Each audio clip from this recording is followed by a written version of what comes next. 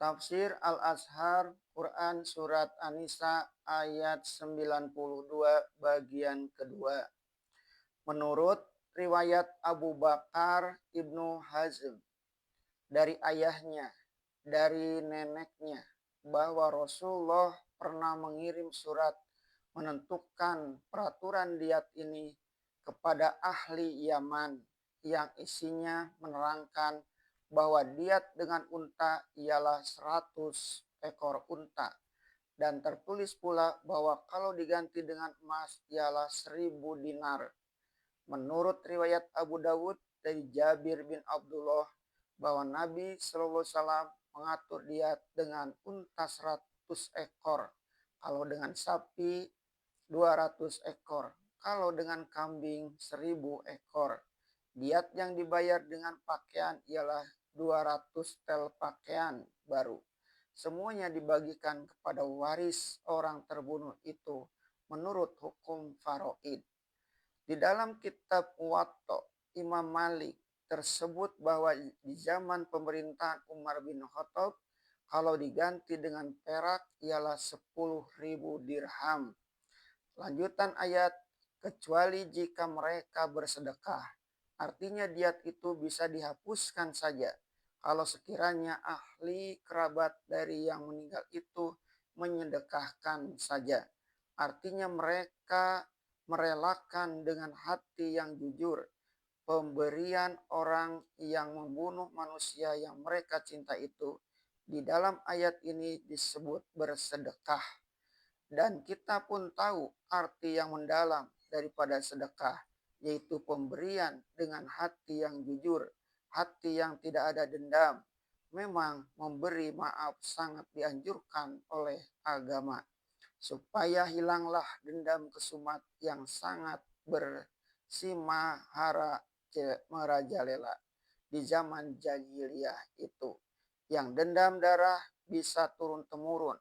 Berkata As-Suyuti, dalam ayat ini dapatlah kita memahami betapa Allah mengambil berat atas hilangnya jiwa seseorang yang beriman dan tetap ada juga dosanya, sehingga terbunuh dengan keliru itu meskipun tidak dapat diadakan atau kisos, namun kisos diganti dengan kafarot atau denda, yaitu memerdekakan seorang budak yang beriman disertai membayar diat, dan diat itu diserahkan kepada ahlinya, kecuali kalau ahli atau keluarga itu sudi memaafkan.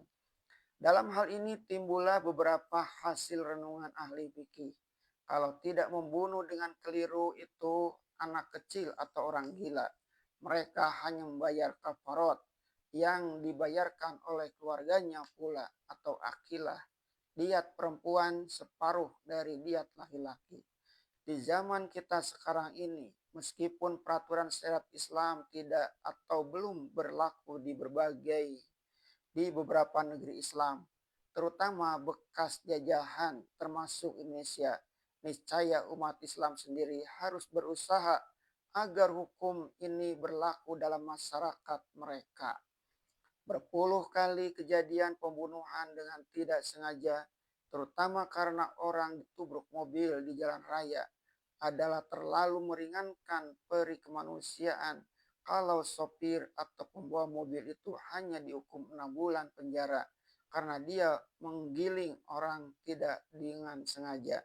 Bagi mereka hukuman 6 bulan bukan hukuman, tidak lebih daripada istirahat, dan makan, minum, dan tempat tinggal ditanggung oleh pemerintah. Rasa perikemanusiaan mengatakan bahwa hukum demikian terlalu ringan terhadap menghilangkan jiwa manusia. Hakim boleh memanggil dan mendamaikan dua pihak yang berselisih itu, dan dianjurkan keduanya kembali ke dalam hukum Islam, membayar kafarat dan diat, dan menerima baik dengan senang hati jika keluarga yang mati merelakan diat itu. Namun kafarat atau denda pemerintah memerdekakan seorang budak yang dibayar dengan uang, sebab budak tidak ada lagi adalah hal pemerintah. Kalau sekiranya kita masih hendak meniru barat juga, apatahlah Salahnya kalau kita meniru apa yang telah dilakukan di Jerman Barat, Italia, dan Yugoslavia, sebagaimana yang diterangkan oleh Syahid Abdul Qadir Audo dari tadi. Akan tetapi jika adalah dia yang terbunuh itu, yaitu dia yang terbunuh dengan keliru atau tidak dengan sengaja itu dari kaum yang jadi musuh bagi kamu, padahal dia itu seorang mukmin, maka hendaklah memerdekakan seorang budak yang mukmin pula. Arti dan tegasnya ialah jika kamu berperang dengan segolong musuh, sedang dalam kelompok itu terdapat seorang mukmin yang rupanya belum dapat membebaskan dirinya dari lingkungan keluarganya yang masih memusuhi Islam, dia terpaksa mesti turut berperang bersama mereka, atau dia masih tinggal di kampung itu karena belum dapat membebaskan diri karena berbagai sebab. Seketika negerinya diserang atau berhadapan dalam peperangan, kebetulan turut terbunuhlah seorang yang nyata telah memeluk agama Islam.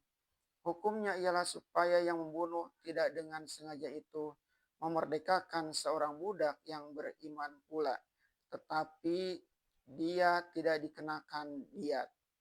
Sebab seluruh kaum keluarga atau ahli si mati belum Islam. Al-Hakim meriwayatkan daripada Ibnu Abbas bahwa pernah seorang laki-laki datang kepada Nabi dan dia telah nyata memeluk Islam. Kemudian dia pun kembali kepada kaumnya, sedang kaumnya itu masih musyrik. Dalam satu peperangan dengan kaumnya itu, dia pun turut terbunuh. Maka dikenakan kafarat kepada yang membunuh dengan keliru itu, yaitu memerdekakan seorang budak yang telah beriman. Dan jika adalah dia si terbunuh itu, yaitu orang yang terbunuh dengan keliru itu, dari suatu kaum yang di antara kaum dan di antara mereka ada suatu perjanjian, biasa diperbuat suatu perjanjian damai, tidak akan serang menyerang di antara kaum muslimin dengan mereka.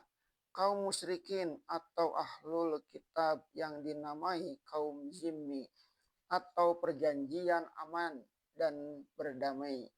Lalu ada di kalangan mereka yang terbunuh oleh pihak Islam dengan tidak disengaja atau berkeliru. Entah karena tersangka masih bermusuh, karena yang melakukan bunuh itu tidak mengetahui keadaan yang sebenarnya, maka hukumnya ialah diat yang diserahkan kepada keluarganya dan memerdekakan seorang budak yang mukmin. Diat diganti kerugian yang akan diterima keluarganya dan kafarat memerdekakan budak mukmin sebagai hak yang wajib dibayar kepada Allah.